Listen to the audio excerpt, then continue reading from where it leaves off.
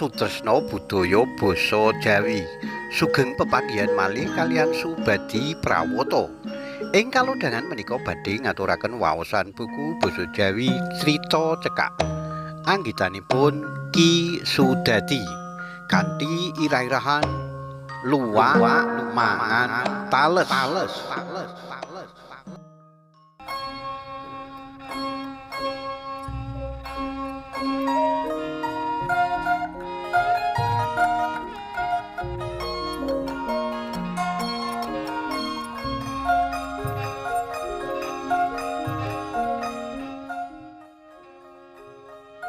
Sawetara prei ora golek penumpang.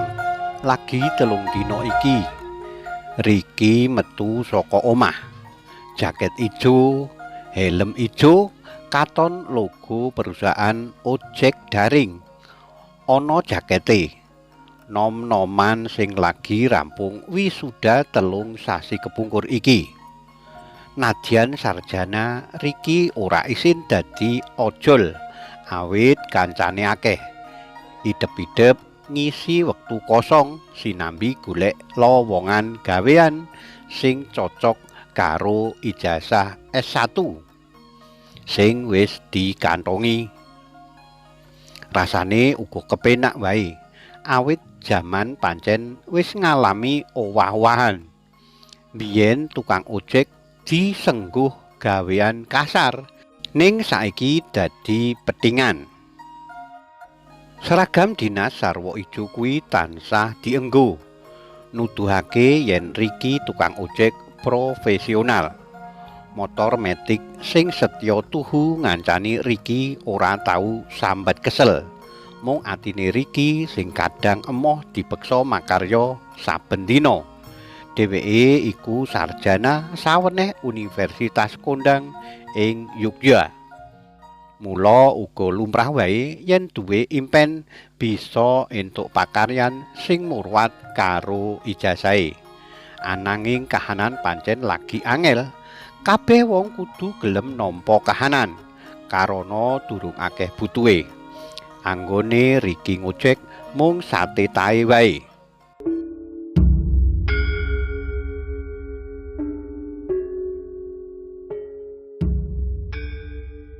Esuk iki Riki lagi metu saka kos, mubeng-mubeng terus mandeg jalaran ana pesen WA saka saweneh kanca luar kota. Lagi parkir sedelo ana ngisor wit asem. Ana pituduh saka operator yen dheweke kudu tumuju Jalan Gajayana ing ngarep bank swasta ana penumpang sing nunggu. Riki enggal nyetater motore ngeblas tumuju papan sing dituju. Let sedelo dheweke wis ketemu wong sing pesen ojek mau. Wong lanang wis rada sepuh, umure luwih saka 40. Nyawang layar ponsel uga isih cetha weruh. Ketemu wong sing pesen, Riki mung rembugan sedelo kanggo yakinake yen wong iku sing pesen ojek marang dheweke. Jebul temenan, wong lanang sing rambute disisir rapi iku enggal-enggal dianter tumuju ngomahe ing perumahan Bougainville Asri. Riki wis apal arah perumahan kuwi, mula ora perlu pituduh saka Google Map. Dheweke langsung nggawa penumpang ngeblas tumuju alamat sing dituju. Mung butuh 15 menit Riki wis tekan perumahan sing dituju. Matur nuwun, Mas, pangandikane penumpange. Wah, susuk 2.000 boten wonten. Pangapunten, Pak, wangsulane Riki. Kula ikhlasaken pun boten sah disusuki, wangsulane renyah. Nggih, matur nuwun. Ampun kesupen mangke ngisi bintang nggih. Ngisi sing sae. Kajengen kula mboten dipecat. Oh, nggih, Mas. Riki langsung balik arah ninggalake perumahan Bougainville Asri.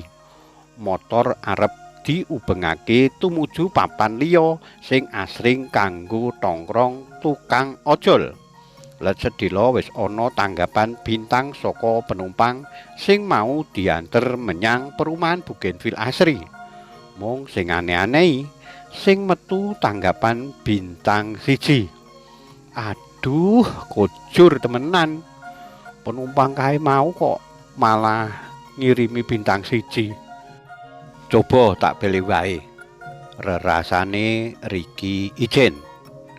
Ricky enggal ngebel nomor ponsele penumpang saka perumahan Bougainville asri sing isih disimpen ing ponsele.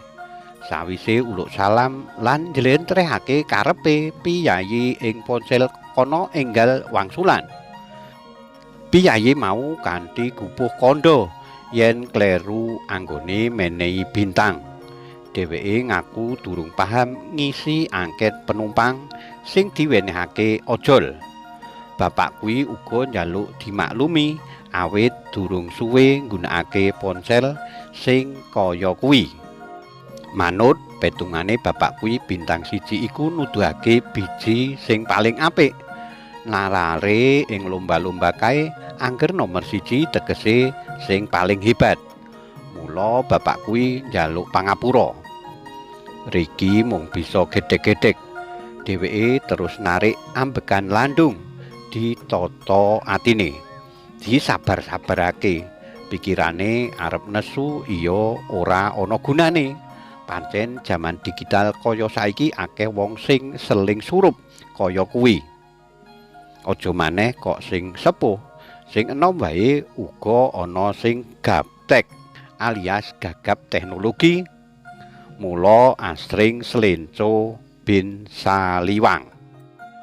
Ora kepengin kedawa-dawa mikir masalah kuwi. Ricky enggal-enggal wae nglalekake sing dialami. Let sedina wis ana maneh perintah saka operator yen dheweke kudu ngantar penumpang sing nunggu ing jalan beruang 1. Ing kono ana supermarket. Ricky kudu njemput penumpang ana ngarep minimarket serba murah. Ing kono ana wanita ayu sing awake lemu. Blanjan setumpuk digendeng ing tangane. Masker ijo isih nutup perangan ngisor pasuryane. Penumpang enggal dijemput lan diantar tumuju alamate. Barang belanjan sak pendhiyut diselehake ing ngarep. 10 menit wis tekan omahe ing Jalan Pete Gang 3. "Trim ya, Mas," kandhane wanita iku grapyak nganggo basa Indonesia. Sajake pancen ora bisa basa Jawa. "Sami-sami, Mbak. Ini uangnya, Mas." "Matur nuwun, Mbak. Ampun kesupen ditanggapi sing sae yen wonten survei nggih." "Ya, Mas. Thanks ya." Ricky terus balik arah maneh. Dheweke kudu mubeng kutha maneh kareben entuk penumpang anyar. Mlaku mubeng sedhela wis ana tanggapan saka wanita lemu ing omahe ing Jalan Pete kae mau. Ning ana sing gawe cingak. Penumpang lemu iki uga menehi bintang 1 marang dheweke. Gumun. Jan gumun temenanan. Iki mau dinane apa? Kok sial terus? Kok dibintang 1 terus? Gek salahku kuwi apa? Grenenge Ricky karo jengkel kecampuran gumun. Ricky kepeksa ngebel nomere wanita lemu kuwi ning ora diangkat. Dheweke terus kirim pesen teks lewat WA. Let sedina pesen kuwi wis mlebu lan ditanggapi katon ana centang biru loro. Let sedina wis katon tulisan saweneh wong lagi ngetik. Ora nganti suwe tanggapan sing ditulis wis mlebu ana ponsele Ricky. "Aduh, sorry yo Mas. Maaf, kepencet. Maaf 1000 maaf." Ricky arep kudu kandha apa? Wong nyatane tanggapan bintang 1 iku ora sengaja. Kok bisa-bisane kepencet bintang 1 kuwi? Piye ceritane? Jan, Sial temenanan. Ah, mbok menawa dina iki pancen dina ala, ora nyono yen terus wae dibintangi siji saka penumpangku. Grenenge Ricky sajrone ati.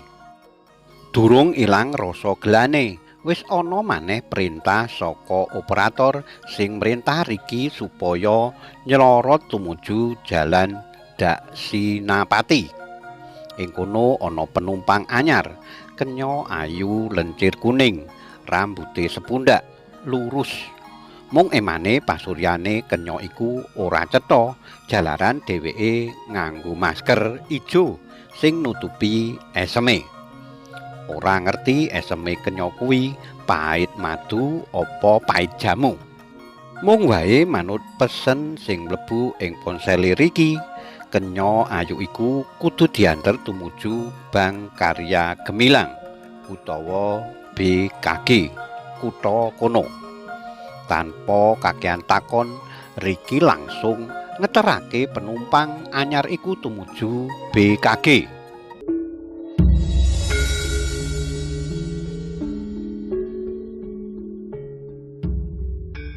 10 menit punjul setitik. Motor metik kuwi wis tekan gerbang BKG. Penumpang enggal ngulungake duit pas karo tarif sing tinulis ing aplikasi ojek daring. Kenya lencir kuning kae mau mantuk lan ninggalake Ricky ijen. Kaya liyane kabeh penumpang pancen dijaluki tanggapan. Ning sepisan siji iki ana maneh tanggapan bintang 1. Ah, sial temenan. Iki kok mlebu maneh tanggapan bintang 1. Coba tak kirimane pesen. Apa sebabe?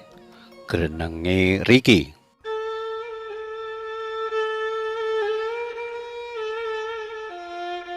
Ricky terus nulis pesen lan cepet dikirim. Maaf, Mbak. Aku sing ojek mau. Tegel banget sampeyan menehi aku bintang 1. Gek salahku wae apa? Maklap. Pesen terus dikirim. Let sedelo pesen wis ditampa, diwaca lan ditanggapi. Ditunggu sedelo durung ana tanggapan. Ricky nekat takon. Maaf, Mbak, minta tanggapannya.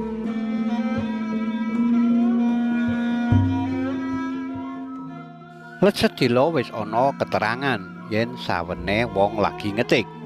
Tanggapan banjur mlebu ing ponsel Ricky. Ning tanggapane pancen gawe kaget Ricky.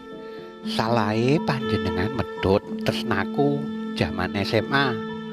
Aku Laila, Mas. Aku saiki kerja ana kantor kae mau. Sorry, aku mau nganggo masker. Aku mantanmu, Mas. Sakala pikirane Ricky dadi ambyar. Ora nyono yen cewek sing runtang-runtung karo dheweke jaman SMA iku saiki manggon ana kutha kono lan wis makarya dadi karyawan resmi ing kantor sing manggon ing jalan Daksinapati kuwi. Kabeh lelakon lawas terus kebuka katon ing pangerpane Ricky. Biyen Ricky kudu ninggalake Laila jalaran kurang pede karo keluargane. Laila sing klebu wong sugih ing kutane. Bubar kuwi Ricky pancen ora tau sesambungan karo Laila. Ricky uga ora ngerti piye riwayate Laila bisa mlebu ing kutha kono. Wah, luwak mangan tales. Awak yen lagi apes. Rerasane Ricky ijen. Ricky lungguh ing jok motore karo delek-delek. Dheweke ora ngerti apa kang bakal ditemoni dina sesuk. Sing mesti Ricky kudu siap-siap nampa resiko dipecat saka perusahaan ojek daring. Jalaran sedina entuk tanggapan bintang 1 kaping 3. Urut tanpa kendhat. Upama bisa njlentrehake karo bos ojol papane nyambut gawe, dheweke bakal nyritakake kabeh sing wis dumadi. Anggone entuk bintang 1 ora merga menehi layanan ojol sing kurang nyenengake, nanging ana masalah-masalah liya sing kudu diadepi. Karipta dening Ki Sudadi. Cariyos menika kapetik saking kalawarti basa Jawa Jaka Lodang nomor 11 tanggal gangsal Agustus 2023 ing Ngayogyakarta. Matur nuwun awit kawigatosanipun saged pepanggihan malih wonten ing cariyos-cariyos sanesipun. Matur nuwun. Nuwun.